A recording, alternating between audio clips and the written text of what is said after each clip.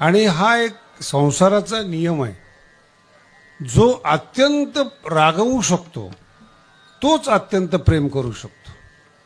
ज्याची रागवण्याची कॅपॅसिटी नाही तो प्रेम पण नाही, सगळं ऍडजस्टमेंट आहे त्याची. काही झालं कितीही बोला,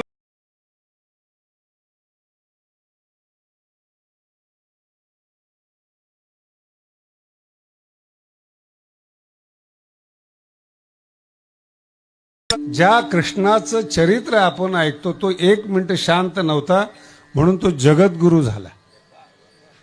आणि जे पोरग शांत आहे ना ते कायम शांतच आहेत.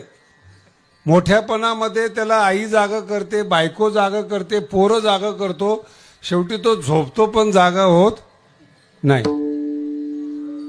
पुरुषामध्ये नियम असा आहे की कर्तृत्व पाहिजे, क्रोध पाहिजे.